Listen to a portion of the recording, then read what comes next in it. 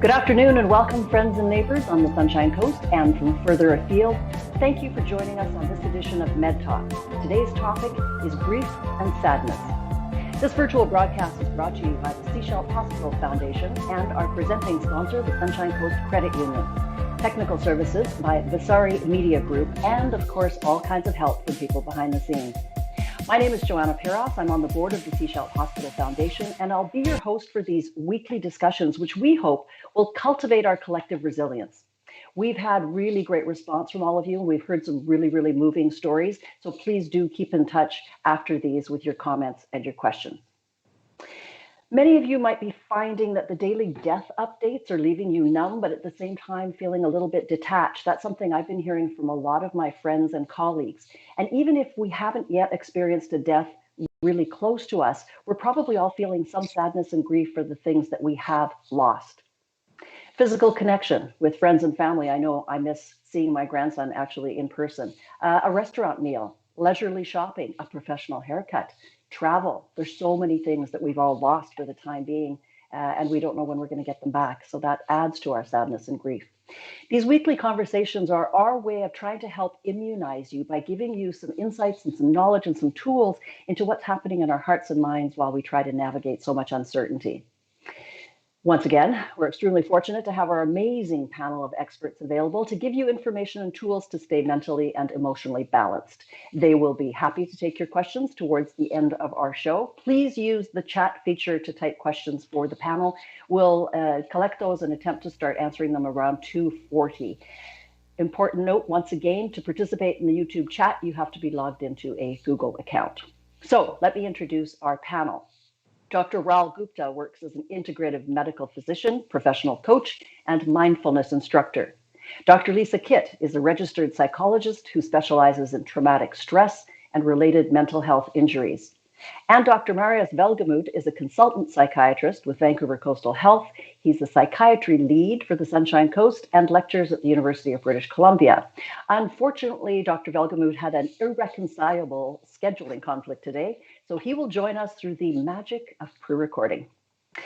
You may recall we started this series by looking at anxiety, and then we took a look at that broad range of emotions. Today, we want to talk about grief and sadness, and I think it's only fitting that we let Dr. Velgemuth kick us off by explaining that full gamut of what goes on.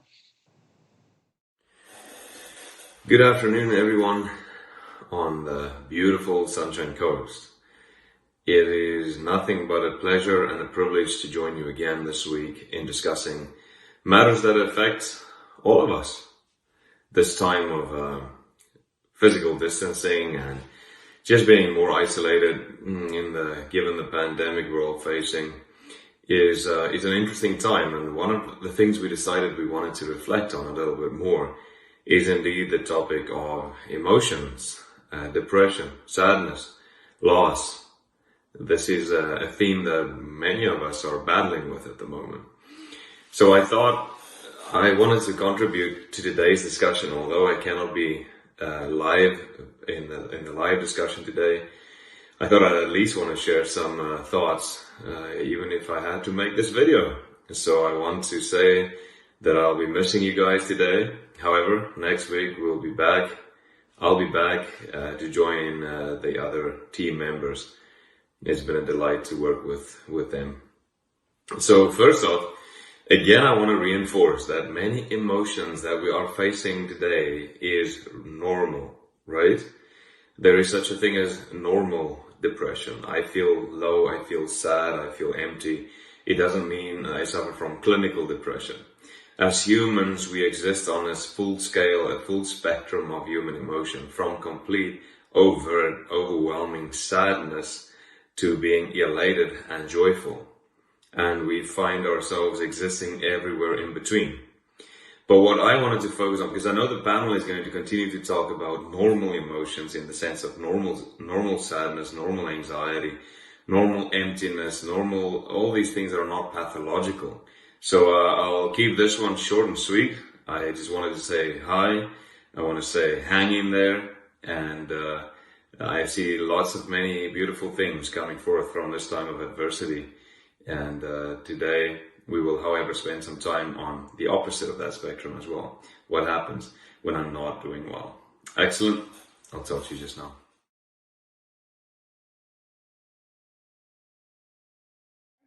Sure. He's mentioned some really great topics that we're going to continue on for the next 15 or so minutes.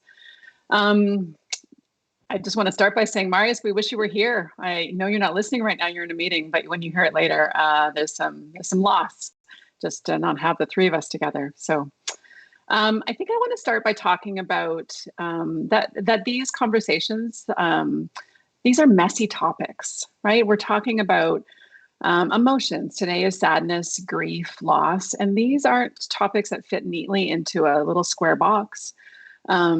Often people want really clean answers to questions and to issues around grief and sadness, and that's not what it's like. So we're going to talk about some general patterns today. We're going to talk about, and Marius is right, some normal experiences, given that we're in a pandemic, what a lot of us are experiencing right now. But I also want us to know that all of our experiences are different as well. There's a wide spectrum of emotions going on right now for all of us. Yeah. Raul, what do you think about that? About the messiness of what we're talking about? Yeah, no, I totally agree with you, along with the feeling of missing Marius too. And I think that kind of fits in a sense because this is going to be perhaps in some ways a little bit more of a somber conversation. And I do think sadness and grief are a little bit different than some of the other emotions where we can, in a sense, almost manage them. Grief and sadness are a little bit different in the sense that we almost need to surrender to grief a little bit. We need to open to it. And it can sometimes feel really overwhelming because we don't quite know what's going to happen next with it. And so part of it's actually then really coming back to feeling a sense of trust within our own resilience and trust that we were designed, in a sense, to handle loss. It's kind of an inevitable part of being human. So, I think it would be useful if between you and I, maybe as Joanna started, we perhaps took some time to talk about some of the different types of losses people are experiencing. I think that's a great idea. Certainly in my clients and in my friends and in myself, I'm noticing that there's an amplification right now of sort of normal emotions. The pandemic is giving us an opportunity to really take a snapshot or a view or a lens on ourselves because of the amplification of what's going on, and certainly grief. Although I'm not hearing a lot of people label it as such, I think there is, there's a lot of loss for us right now, loss of normal. I think a lot of people didn't even realize that they loved their normal, or they liked parts of their normal they didn't even know that they were enjoying and appreciating. And so this is a really interesting time. So some of the things I'm hearing of just loss of routine. I had one parent say to me, I didn't know I was going to miss making lunches for my children. She probably didn't like making lunches for her children, but she misses the routine of her children going to school and getting some downtime. So just those really normal routines and the loss of that rhythm. Yeah. What else do you see? Yeah, no, I'm glad we're starting with some of the more subtle and maybe not so heavy ones. So yeah, I've been in myself, I've been noticing even some of the losses around predictability, around just even a felt sense of safety. Like I think I've taken for granted sometimes that I could just walk around, do what I wanted. And now there's been a loss of freedom. Like that's real, that we don't necessarily have that ability anymore. And I've heard within my colleagues as well, just this loss of having this interactivity in the course of a workday where we could bounce ideas off each other, or I've heard some people mention that even just working with their clients at work, that gave them kind of a felt sense of connection. And it's different when it's virtual. There still can be a connection that's very powerful, but it's a very different experience when we're working from home in a way that I don't think any of us are really prepared for. No, I had a lot of people say to me, I thought I'd like working from home more. I really wanted to be, we always want what we don't have. And so working at an office or somewhere else, God, I thought I'd like working from home more. And so many of those folks, not all of them, but a lot of them are saying, I really miss being at work and being with people. There's so many ways we have connection when we're at work, that those nonverbal, energetic senses of being with each other. little touch points during the day of connection, even if it's just something funny or what you eat for lunch or just little human, we really are wired for connection. I would say for me, that's a huge piece. Although I'm seeing lots of people on Zoom, it's exhausting and it's not the same. There's not that same, connection and I don't know, just presence with people. And I'm actually noticing that in my mood. I'm noticing that in my physiology. I'm tired. I'm not being energized in the same way. Yeah. Mm. And I know you're a parent, and I know a lot of parents are grieving the loss of time for themselves. Absolutely. That space to 100%. take care of themselves. So a lot of people are grieving just a bit of space in their lives, especially if suddenly we're having to deal with a lot of new responsibilities, changing our job description. And sometimes it gets much deeper than that. So people are facing the loss of income. That's a very real scenario for a lot of people. And sometimes the loss of jobs. And in the worst case scenario, we're seeing people lose their homes or losing even potentially loved ones. And some of this is not even COVID related, just the natural process of life itself unfolding. There's natural losses happening all the time that are even outside of the predicament we find themselves, and that's not stopping. No. So it can feel pretty overwhelming for sure.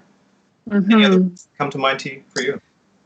As you're talking and as I'm listening, two thoughts that came.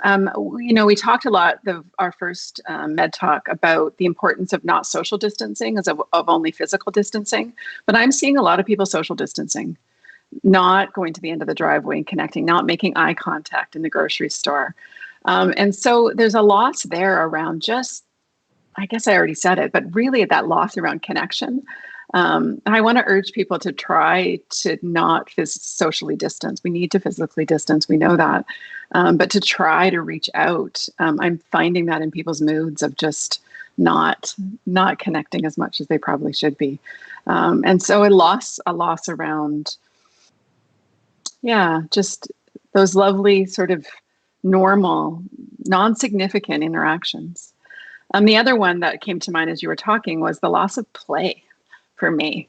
I used to really, I would travel to work in the city, or I would drive places, and I miss sort of just little moments of, a good song on the radio in the car. I'm not in the car, I'm at home. Or feeling the engine of my car. It's kind of like a little adrenaline thing that I'm missing. Good friends that I would go and just have a nice, really connecting dinner and yes. So meeting over food, just those small, so privileged. I didn't lose my job. I don't have these losses that are so significant for other people. And yet I'm really attuned to what I am missing and then the impact of that on my mood and my nervous system. Yeah. And as you're speaking, it kind of brings to mind another big area, which is anticipatory grief. Yeah. And there's two parts to that. So some of us are having to socially isolate from individuals because it's actually for their own safety. If there's elders that are in care in the hospital or in long-term care homes, then there's that kind of forced inability to not see people maybe at the time that they really need the company. And so there's the grief of that, and then the anticipation of what might happen as far as further loss. And I actually feel it with my parents living with me. That their health is not optimal, and I can't help but wonder, if they were to contract the infection, what would happen? And it's impossible not to have our minds go to these places, but it can actually bring on some of these feelings even before we're actually living them, and that's another challenge.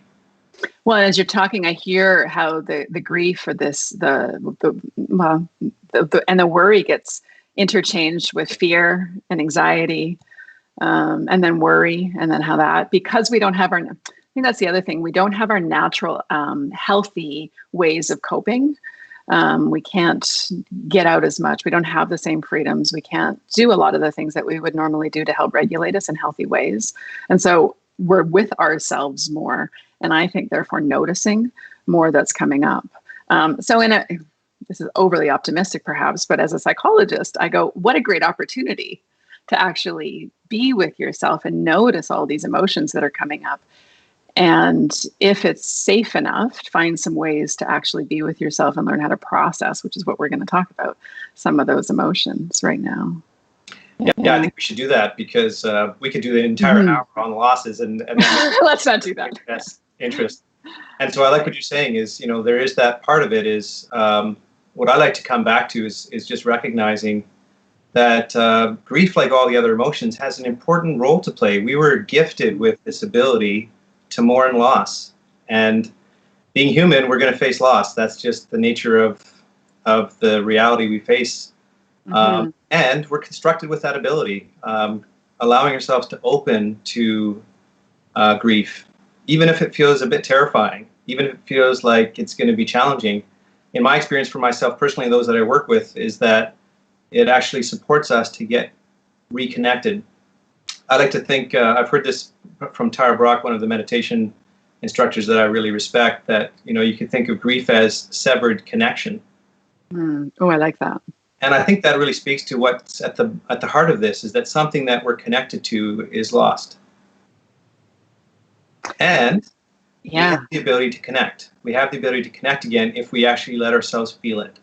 We can go through the emotion, and no emotion actually lasts forever. So we're fortunate for that. If we can really let ourselves feel it, we can move through it, however long it takes. And it's usually not as long in terms of those waves of how long they last. That's so true. As you were talking about connection, so one of the antidotes, I think, to grief or to other emotions that we're going to talk about, sadness, is connection. So when you think about connection, what are you thinking about? To whom? How? I mean, I can just imagine people listening going, well, what do you mean by connection? What does that mean?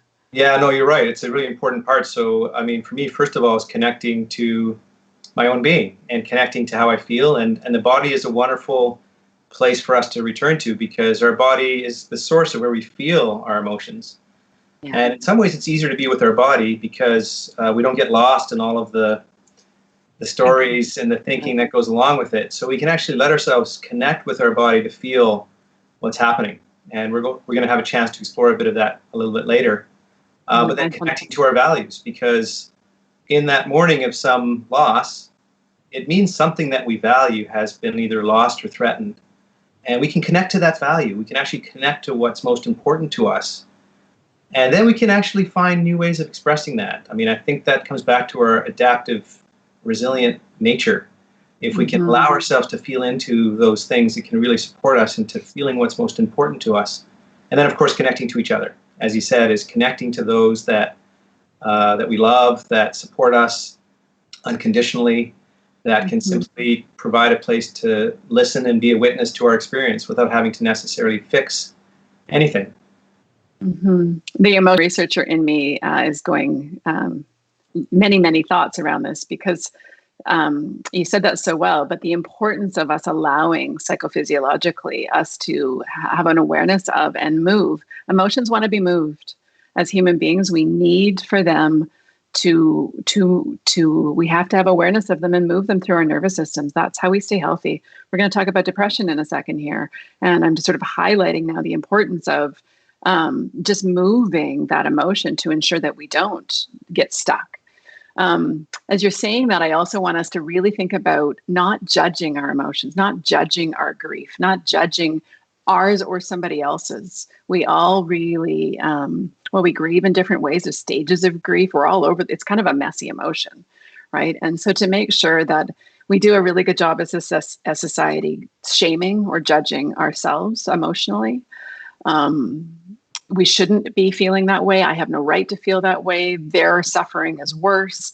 If only emotion worked that way, it's all completely irrelevant. We just need to really acknowledge and pay attention to what we're feeling as best we can. And a lot of us haven't been raised to do that. And to sit with ourselves, have the courage to really sit with ourselves and then be with ourselves. And that's the messy part. I often, when clients are in my office and they're having an emotional experience and moving that emotion, I often have this big smile on my face, which is incongruent sometimes to how they're feeling.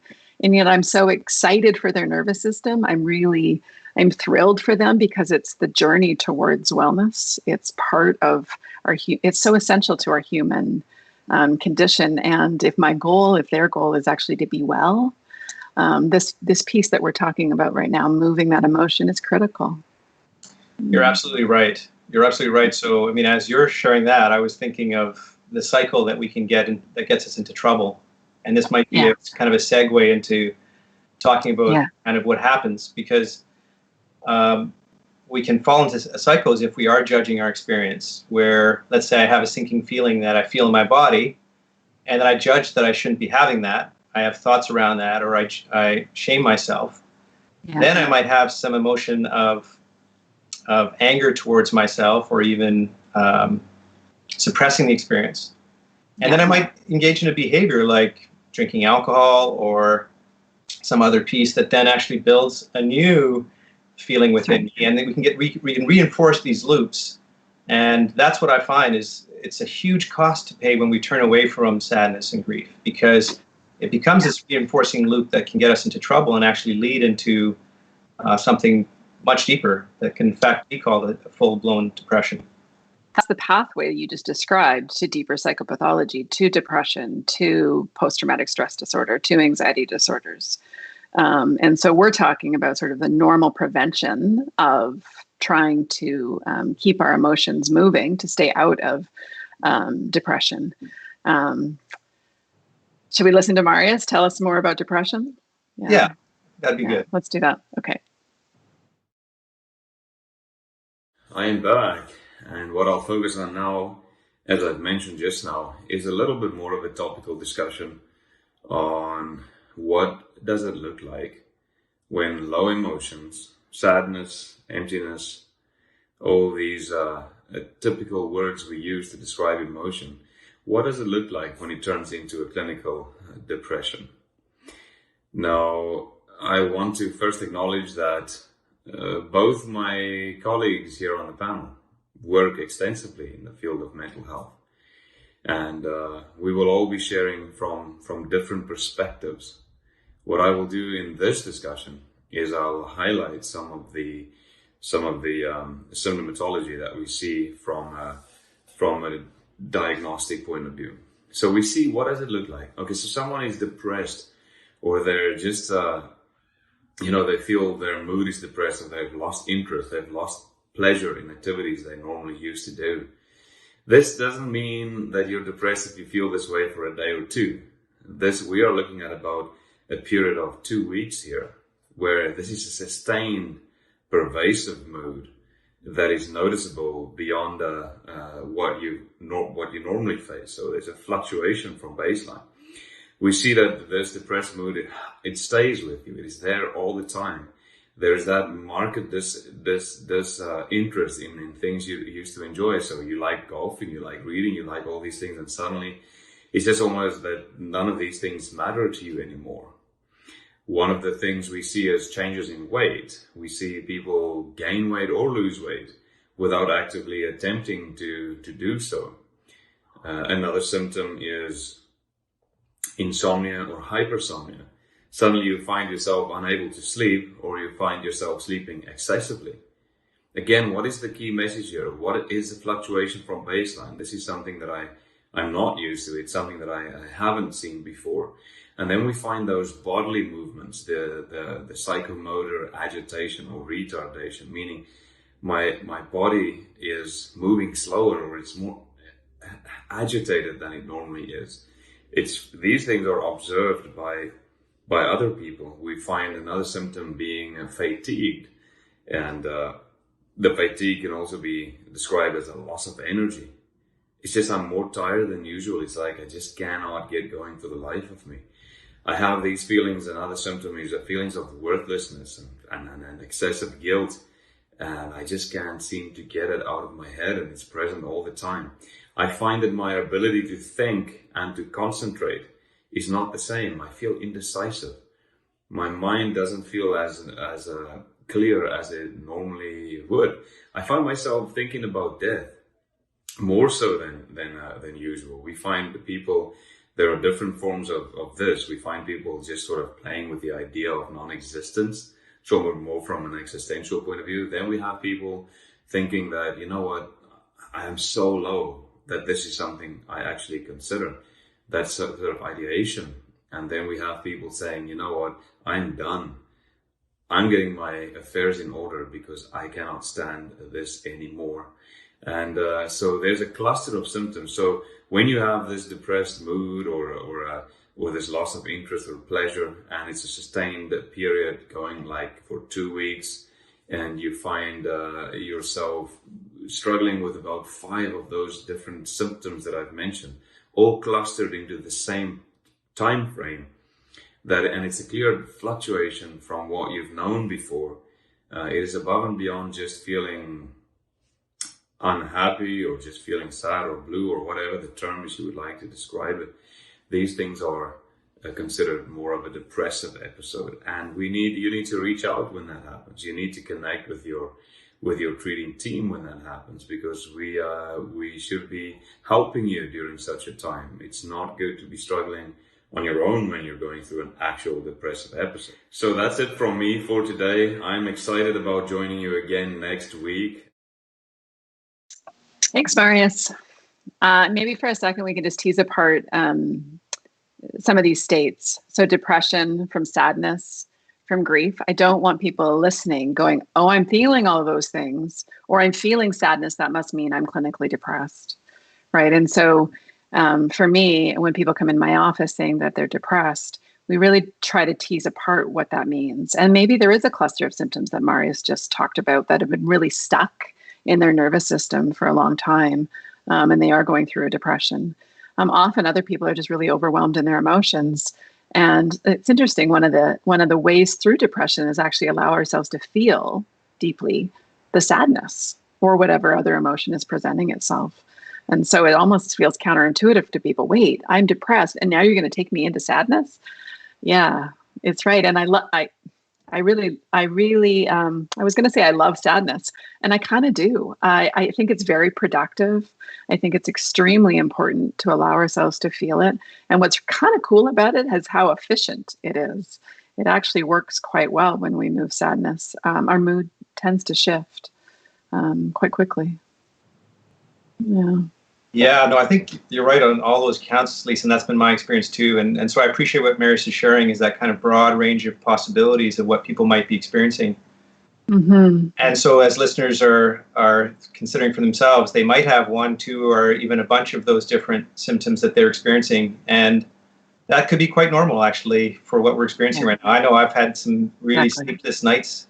I've had difficulty focusing my mind, and my body's been really sluggish at times. And so there's lots of different parts of this that I think are quite normal. And then it really has to do with the length of how long they're going on for and the degree to which we're stuck in them. And that to me is a real key part of this. Is for me, the antidote to some of the sadness is finding flow again. And the way we find the flow is to let ourselves feel what's here. And I totally agree with you, is that I think most people that I work with are surprised by when they actually let themselves feel. It's surprisingly quick that part of us can once again access that resilience within ourselves, that can actually start being creative, that can start to connect with the moment, with ourselves, with the people around us. And of course, there's going to be other waves of grief or sadness that come and visit us, but now we have a way to work with them, and that I think is very empowering. I totally agree. I often say, my clients say, I can hear you in my ear, feel it to heal it. It's an adolescent kind of term that's kind of ringy, but it's true. And that feels unsafe for a lot of people. And so we have to do some practice around creating safety in emotion and in our own bodies. And I think you're going to do some of that with us today, right now. Oh, yeah, is this a good time? I think it's a good time. Yeah. Okay. Well, just to maybe add one more piece to this. Sure. We haven't actually said it yet, but I do think there is a purpose in intentionally bringing some positive emotions into the field. And I'm thinking of gratitude right now, because one of the antidotes when we're feeling sad is to let ourselves take a moment to not fake it, but notice where we feel some authentic gratitude towards. Right now, for instance, I'm feeling a lot of gratitude towards the essential workers in our community that are keeping the grocery stores open, that are working really long hours in difficult conditions, and how that supports not only me, but my neighbors and our community. And I noticed just letting that in has an impact on me and supports me then to even access some of the more challenging emotions. So maybe with that, I'm going to invite us to, again, just maybe think of mindfulness as really an open-hearted awareness, where we're bringing some awareness to into the moment. And part of that means we're trusting that we can handle it. And I might invite you to take even a moment to notice what is easy in your environment. So it could be something in your visual field that brings you a sense of ease. I see some beautiful red flowers as I look out my window in my neighbor's yard and somebody tending to them. But maybe you have a picture of something in your home or a cat on your lap, and just feeling their fur actually gives you a sense of ease. Just giving yourself a chance to connect with something that allows you to feel that sense of support, that sense of connection. And you could also maybe take a moment to let your body relax.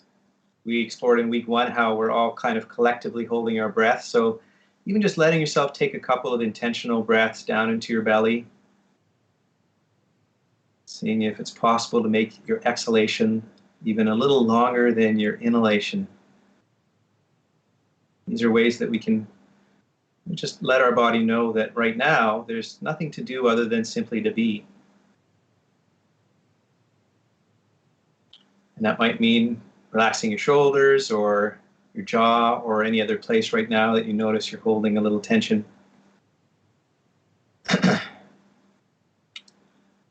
And perhaps we might just as a group notice something that we feel grateful for, either a person or an organization or a part of ourselves.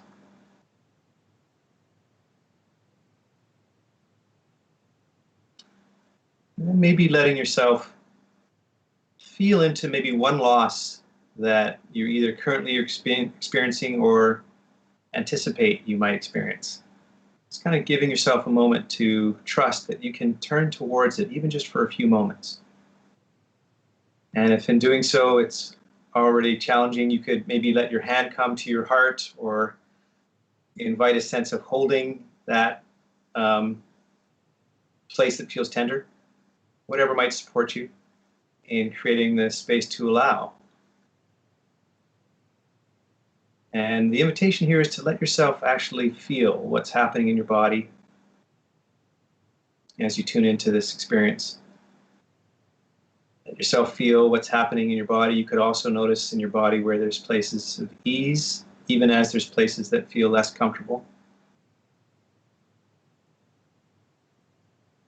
Noticing that there's a way that you might hold these different experiences. And maybe even letting yourself notice what kinds of thoughts come into your head. And if you start to judge your experience as good or bad, and seeing if you can suspend any critique or any suppressing or even any denying of what's actually true for you. You could even, if you want, invite some phrases that allow you and support you to feel. So it might be something like, may I be open to experiencing this pain?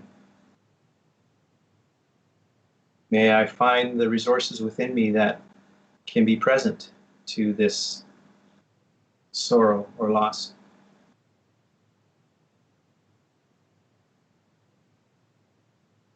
May I be open to myself and others in sharing my experience?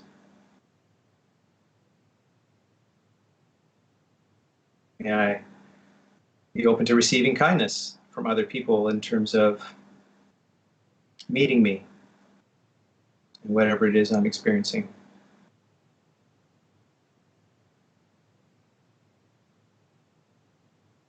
It's really just an open, kind holding of whatever we notice, and you might have some tears come up, you might have some yawning happening, you might have an experience of even numbness or not feeling much of anything.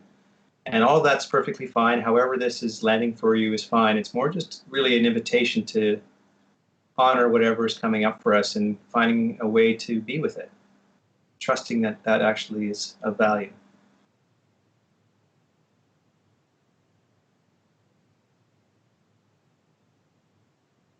You might even be visited by some instinct that's a healthy instinct to respond to this loss, a way you might connect with yourself or another person. So just noticing what might nurture or nourish the need that you've been exploring.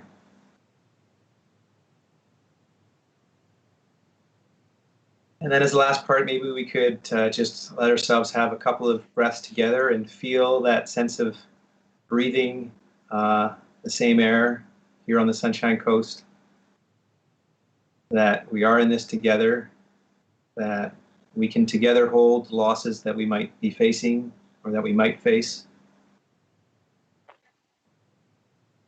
And through that collective sense, just feeling into this resilience that supports us in being with difficult experiences.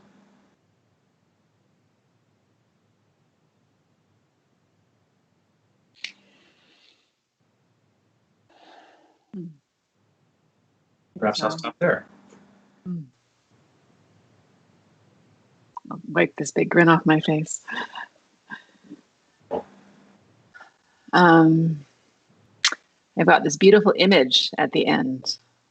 I'd so love to hear what other people got in the audience, but I got this beautiful image of the end at the end of people. I saw a few of my friends, but people finding creative, collected, connected, sort of adaptive ways of being with each other and themselves, that resilience that you're talking about. And so I think I felt and I saw, I actually got a visual of people doing really resilient and playful things in their lives. It's a lovely felt sense to see and sense that. That's neat. Mm-hmm. You know, as you're saying that, it's reminding me that one of the things I've noticed when I practice is that that's often what happens is I feel this strong resistance to let myself feel these things. But when I eventually do, I do find I get creative. Come out the other side. Yeah. I come out the other side, and then there's these creative, really unique ways of moving forward, because each of us, while we are a collective group, we are also individuals with unique histories, with unique values and experiences, and each of us have a certain expertise within us that actually is perhaps the most creative, useful answer. And if we can have access to that part of ourselves, I think that offers us a lot of possibility. I absolutely agree. I also have one other thought. You and I, this is what we do for a living. And so we're pretty used to keeping our emotional container. We're not experts at it, but we're pretty used to keeping our emotional container moving. And so when I sink into a mindfulness exercise, I did have sadness come up, and then it shifted into this resilient, creative, playful moment. I want to just say for people who aren't used to this kind of exercise that there might be a lot of sadness that they find, or whatever other emotion comes up. And that might feel like a lot. So just to I don't know, make it normal, just normalize whatever you're experiencing in these mindfulness exercises is totally okay, and just where you're at right now. Right. And yeah. Thank you for bringing that up, because I think it's a really important part around titrating. I like to use the word titrating, that trusting ourselves that we can do this in chunks. And so we don't have to sit through a long period. And if you feel up for it, great. If you have this period of grief that just needs to overtake you for a little while, fine. But if there's another part of you that wants to do this in small chunks, whatever actually supports you doing it in a way that feels safe and allows you to move forward. Agreed. Thank you both for that. I think we have, as a matter of fact, I know we did ask people to send us questions in advance, knowing that the topic was going to be grief and sadness. And I understand that we have a number of very good, some quite poignant questions, which Jane will bring us. Yes, Jane. Thanks, Joanna, and thank you everyone who's been participating. If you haven't seen it yet, there's a live chat on the side of the YouTube channel, and you're welcome to submit any questions. But we have about a dozen here already, so thank you for those. And I'll just launch one right away. Some of us have frail loved ones in long-term care facilities, and due to restricted access, we cannot see our loved ones. Feeling helpless and worried we cannot be there for them when they need us most. Is this grief, anxiety, fear, or all the above? And what should I do? Wow. Mm-hmm. How do we want to go on this? What a lot of emotion is what I want to say first. As I had an urge to touch my heart as you were reading that question, sinking in empathy to the person writing it and the sadness. And maybe the fear and so the answer would be it's whatever it is that they're feeling. It sounds like there's a lot of emotions coming on board. I think it's a really interesting point that it's we can feel more than one emotion at once, right? It's not sadness or fear, anger or joy. It's often a whole messy, again, cluster of emotions that come in a situation. And so to have some clarity and tease those apart is super skillful, and often not what we're trained. We don't have skills in that necessarily. Yeah. Yeah, I think you're right, Lisa, and it's a super challenging scenario. And it's on some level, I don't feel like there's any words we could offer that, in a sense, can really be adequate.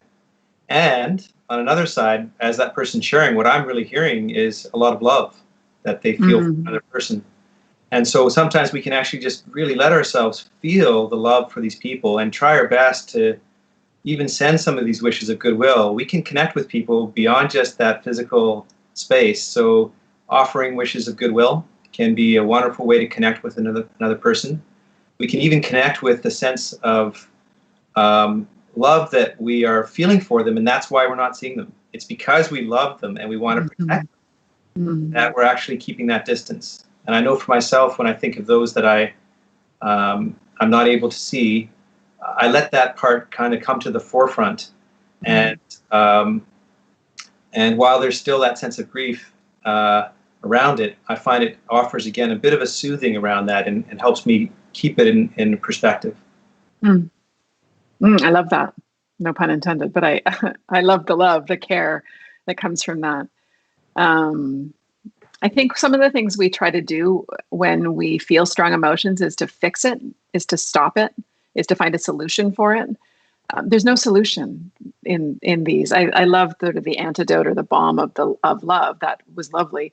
I also want to encourage those people that it's okay to feel what you're feeling, because it is sad. This is hard, and that's okay. Yeah. Good question. Okay, there's another one here. There's lots of talks of returning to normal. What if that's just not realistic? What if we never go back? How to process these feelings of uncertainty and the sense of loss? Well, I don't mind starting with that one a little bit, just to let everybody off the hook and say we're not going to go back to normal. I think we can say that's pretty much a guarantee, and that might, in some ways, create some more anxiety. But on another level, I think there's a sense of freedom that comes from that. In that none of us really know what's going to happen. And so all these predictions of the scenarios, whether they're more positive, more negative, I personally haven't found super helpful. In fact, what I found more helpful is to learn how to be with uncertainty, is to tolerate uncertainty, because that's kind of the nature of life. You know, I've noticed that within my body. I turned 50 this last year, and change has happened. I can't really predict what's going to go on with my body tomorrow, and I've struggled with that. But I'm learning to actually tolerate that uncertainty. And then actually what comes to the forefront is I can connect with all the things that are really important to me. And how might I honor those things today? And how might I live a life that that honors those things regularly? And as best we can, kind of let go of what normal might be, because I don't know if it's actually a helpful concept. Yeah, I would have said something really similar and maybe through a different lens. So when I find myself racing in uncertainty and in anxiety because of the uncertainty, I really try to drop the content. Like get out of my head, drop the content, come into my body, notice what I notice. Maybe there's an emotion under there. Maybe it is fear.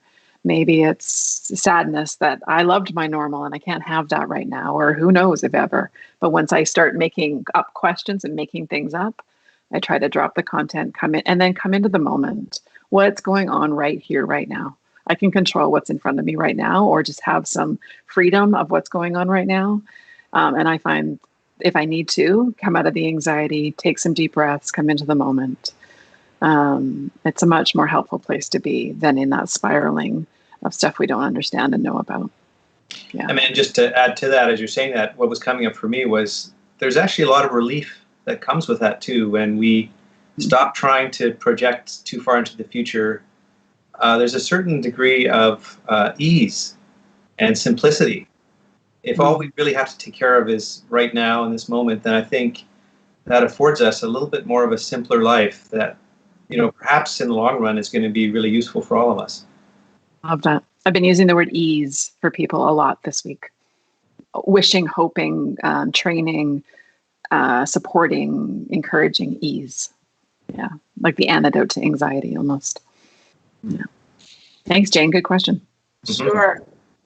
Here's one. I am seeing some really unfortunate behaviors, cowardly acts such as the stay away campaign or go home bumper stickers targeted at people who have vacation homes here on the coast, as they shouldn't be allowed to stay here. When otherwise decent people become craven or hysterical, what emotions are driving that? Good question. Yeah. How do we want to go? There's a whole assortment of emotions that could be driving. So I think one of the things that emotions, when we're not aware of them, drives behavior. So we externalize our emotional states onto others, as opposed to coming into ourselves and understanding what it is we're feeling and then processing those emotions. And so the emotion that comes to me first is fear. People are experiencing fear that people are bringing COVID onto the coast.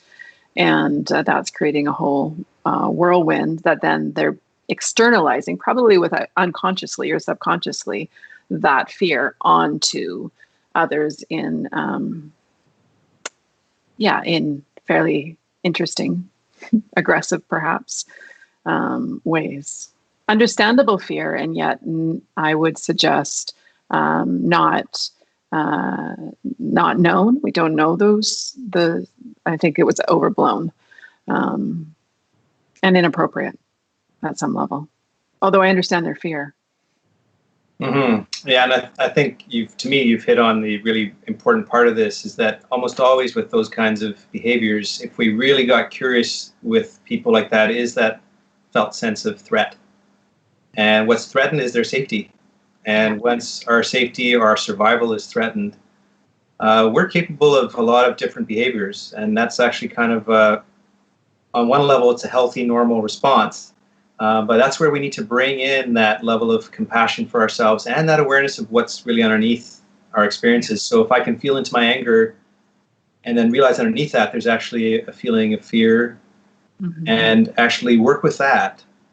And it may be that we can still, in a very compassionate way, advocate for change and advocate for behaviors that are going to keep us more safe.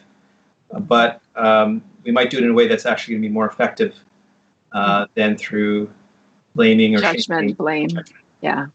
Yeah, I hear this person, as I watch some of that go on Facebook, I'm like, oh, they're in a fight or flight response. They're super scared. They're feeling a lot of fear and they're fighting flight out, mostly fight into the abyss of the internet. Yeah. Here's one. Someone in my life died suddenly last year, and I thought I had dealt with it, come to terms with this passing. How does grief work, and how long does it take usually? Any suggestions? How many hours do we have? Well, perhaps I'll start and then I'll let Lisa expand on it, as I imagine you will as you always do eloquently. I can maybe speak from personal experience.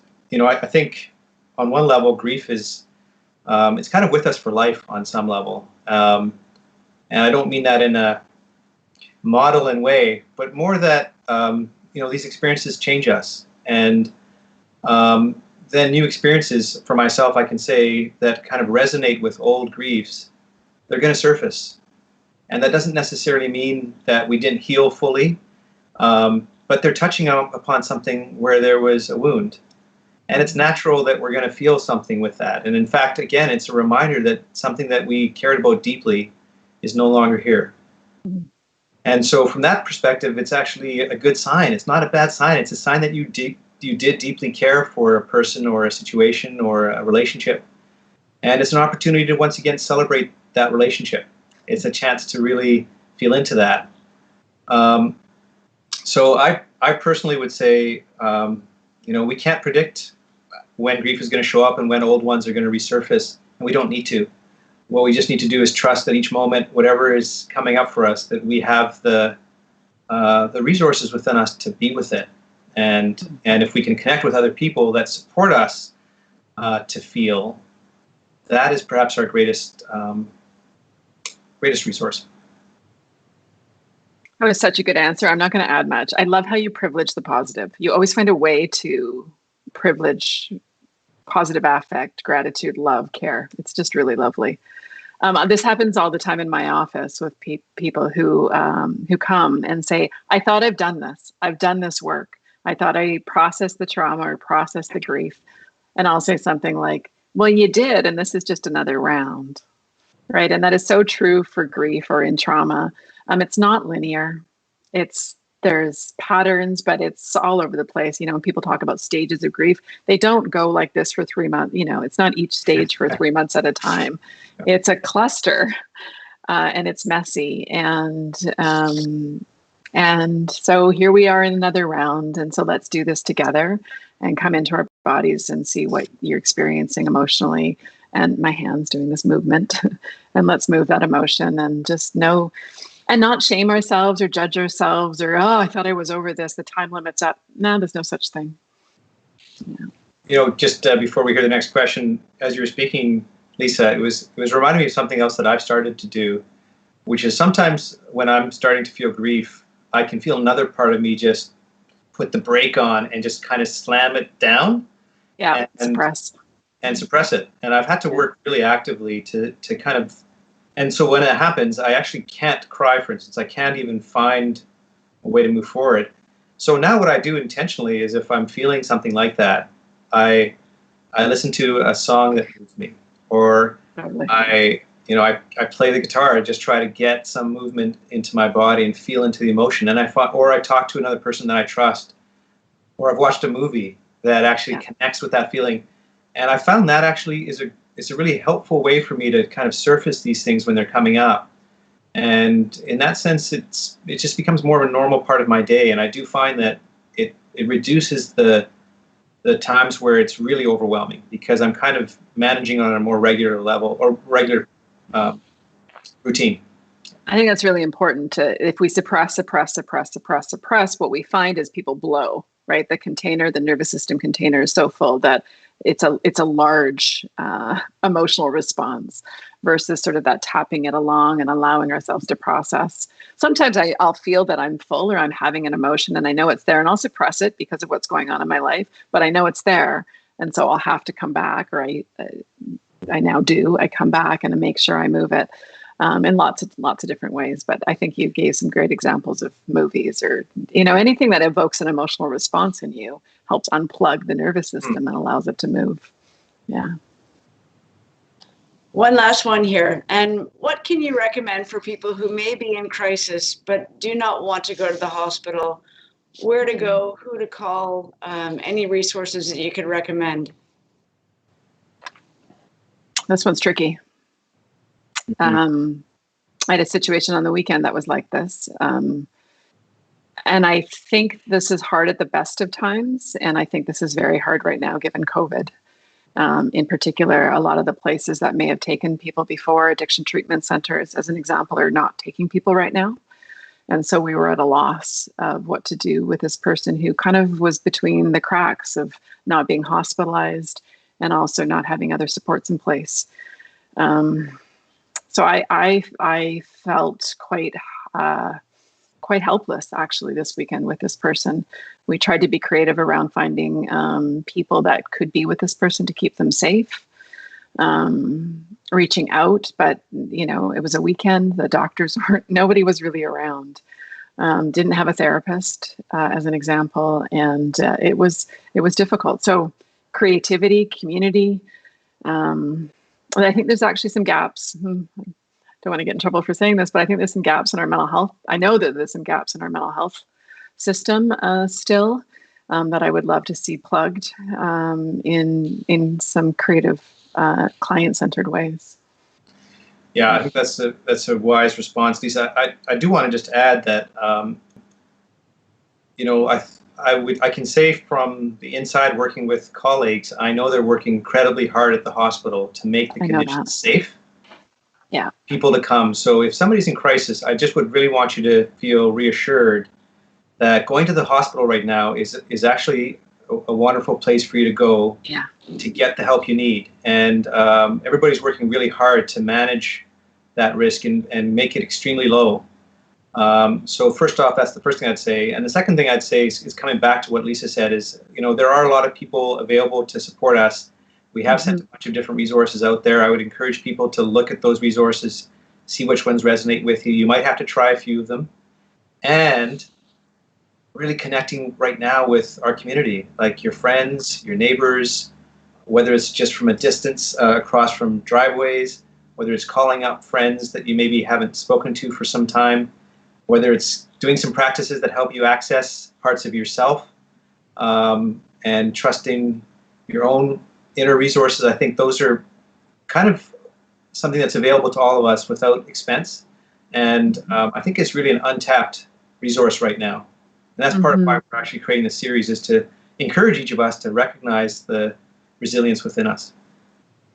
Yeah, I think that's really well said. I'm just really attuned to the hopelessness that those people feel in those moments.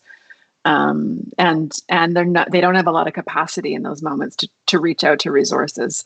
And so maybe there's some gaps that we can fill there. But I love all the things you talked about in terms of finding safe places to land. Yeah. So maybe I would just ask a question. If people are feeling, I feel daunted when I look at that list of resources that are available, and it's fabulous that there are so many, but would it make sense if you are in that dark place and you want to reach out, but you're overwhelmed by the resources, as Maria said earlier, reach out to someone else and let them be your navigator through that process if you're not feeling capable? Is that perhaps an idea? So you only have to reach out to one person and not this vast resource. Would that work? Absolutely. I think so. You're right, because there's crisis lines on there that people can call and get connected. There's a wide variety of different professionals. I know that other physicians on the coast are actually trying to create a more community-based response system that has peer support. So there's lots of really different, really neat initiatives that are going on. And I agree with you, Joanna, that I think if you could even just find one person who you do trust to help you navigate the different resources, that would be a great first step. Awesome. Great. Thank you. I agree. So some fabulous advice, some fabulous insights. Always a wonderful conversation with all of you. We do miss Marius, but it was nice to have him there. So thank you very much, Lisa. Thank you, Raul, for all of that. Thank you, Jane, for curating, titrating even the questions, perhaps.